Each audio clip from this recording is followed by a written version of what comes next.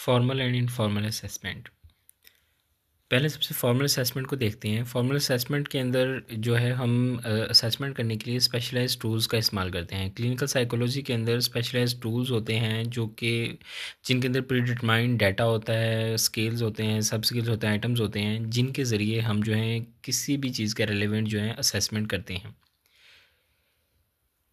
They provide objective data that can assist in diagnosis, treatment, planning and monitoring progress. Formal assessment की यहाँ पे 3 types discuss की गई हैं: इंटेलिजेंस टेस्टिंग, डायग्नोस्टिक टेस्टिंग और achievement testing.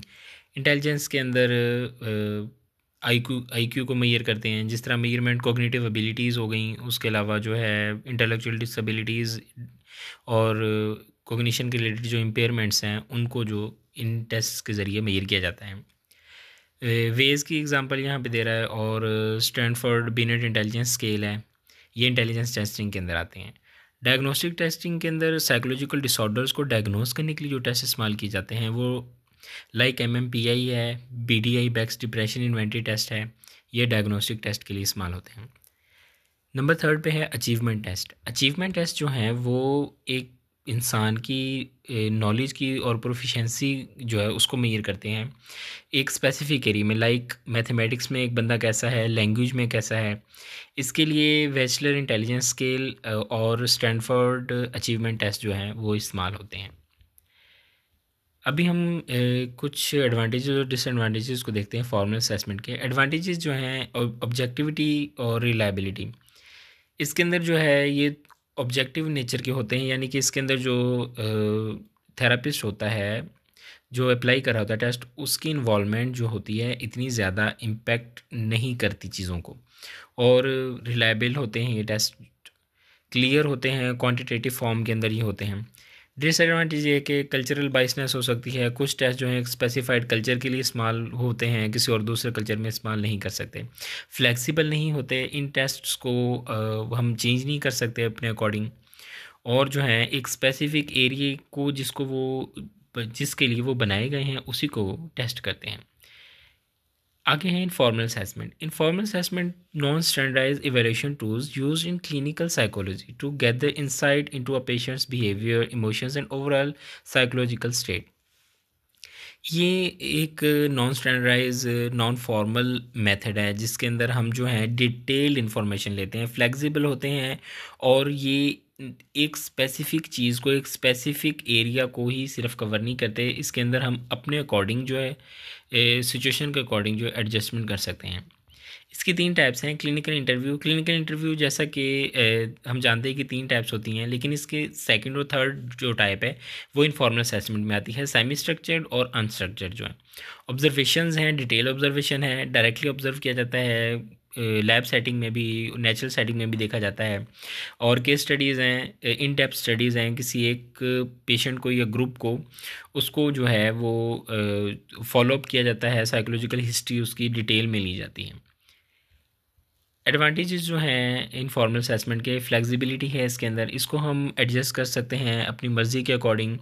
इसके अंदर एक स्पेसिफिक चीज़ को हम मेजर कर रहे हैं तो उसके साथ उसके रेलेवेंट और भी चीज़ें जो हैं उनके बारे में भी हमें इंफॉर्मेशन मिलती है। रिच क्वालिटेटिव डाटा, वही जो मैंने बात की कि एक चीज़ के साथ हमें और बहुत सारे एस्पेक्ट्स जो हैं हमें उनकी इन्फॉर्मेशन मिलती है। डिसएडवांटेजेस हैं कि सब्जेक्टिविटी है, ये क्लिनिशियन की बाइसनेस इसके अंदर शामिल हो जाती है, क्योंकि क्लिनिशियन जो है वो अपने अकॉर्डिंग जो है चीज़ों को जज कर रहा होता है, तो अपनी सोच के मुताबिक जो इन्फ्लुएंस होता है उसका रिज़ल्ट पर असरअंदाज होता है। जनरलाइजेबिलिटी जो है ये जनरलाइज नहीं कर सकते, अमूमन जो स्पेसिफिक आप कह लेंगे स्पेसिफिक पर्सन पर जिस पे हम कर रहे हैं उस पर ये हो रही है, बाकी पॉपुलेशन पर या बाकी लोगों पर इसको हम अप्लाई या उसके रिजल्ट्स को इम्प्लीमेंटेशन जो है हम नहीं कर सकते।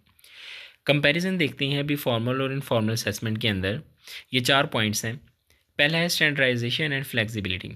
फॉर्मल असेसमेंट जो है, जैसा कि मैंने पहले बताया, ये स्टैंडर्डाइज टूल्स इसके अंदर इस्तेमाल होते हैं और फ्लेक्सिबिलिटी इसके अंदर नहीं होती, हम चेंजेस नहीं कर सकते हैं अपने अकॉर्डिंग। बट इनफॉर्मल असेसमेंट के अंदर ऐसे स्टैंडर्डाइज टूल इस्तेमाल नहीं होते, इसके अंदर जो है हम अपने अकॉर्डिंग, सिचुएशन के अकॉर्डिंग, क्लाइंट को देखते हुए चेंजेस कर सकते हैं। Quantitative versus qualitative. Formal assessment जो होती है इसके अंदर हम क्वांटिटेटिव फॉर्म में डाटा स्कोरिंग जो है न्यूमेरिकल फॉर्म के अंदर हमें डाटा मिलता है, जैसे बीडीआई जो हम करते हैं ये क्वांटिटेटिव है। लेकिन जो इनफॉर्मल असेसमेंट है इसके अंदर डिटेल्ड फॉर्म में ऑब्जर्वेशंस, जो बिहेवियर्स बंदा कर रहा है उस वो सारी चीज़ें हमें एक डिटेल फॉर्म में मिलती हैं। Objectivity subjectivity. फॉर्मल असेसमेंट जो होती है इसके अंदर जो है ये ऑब्जेक्टिव नेचर होती है इसकी।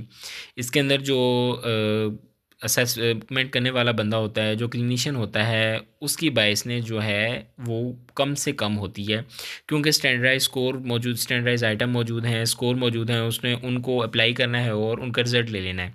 इसके अंदर जो क्लिनिशियन होता है उसकी इन्वॉल्वमेंट बहुत कम होती है। लेकिन इनफॉर्मल असेसमेंट के अंदर जजमेंट करनी है, ऑब्जर्वेशन करनी है, जो एक थ्योरी बनानी है, वो हर एक चीज़ जो है वो क्लिनिशियन ने करनी होती है।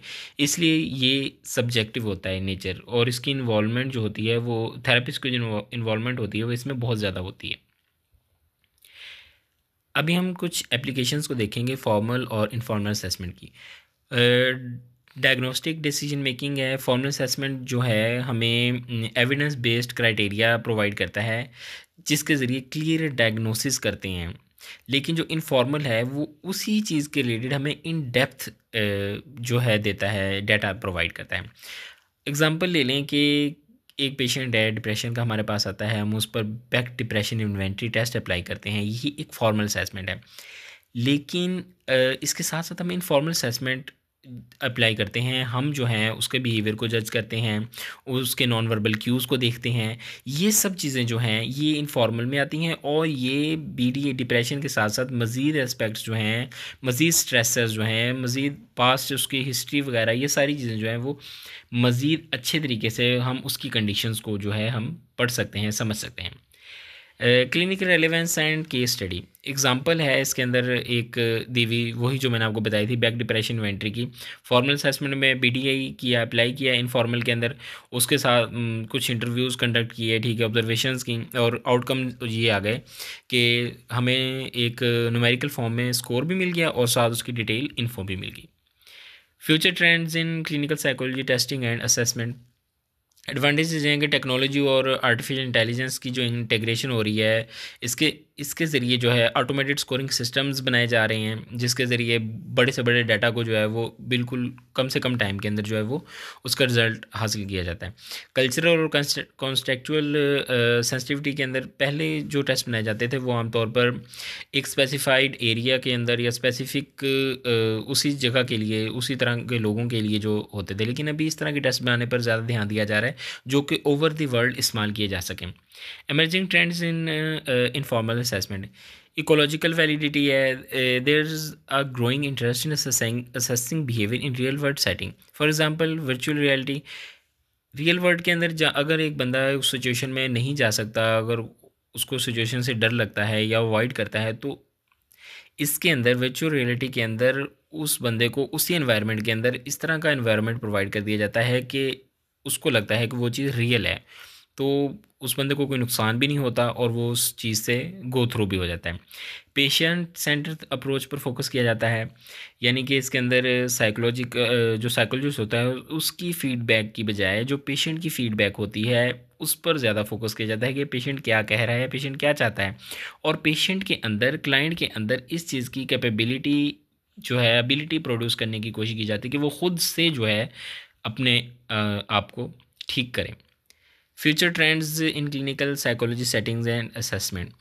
क्लिनिकल इम्प्लीकेशंस एंड चैलेंजेस हैं, एथिकल कंसर्न्स हैं। एथिक्स का पर फोकस किया जा रहा है कि फॉर्मल इनफॉर्मल असेसमेंट के अंदर किसी के राइट्स जो हैं उनको हार्म ना हो, किसी की प्राइवेसी जो है, कॉन्फिडेंशियलिटी को किसी किस्म का इशू ना हो।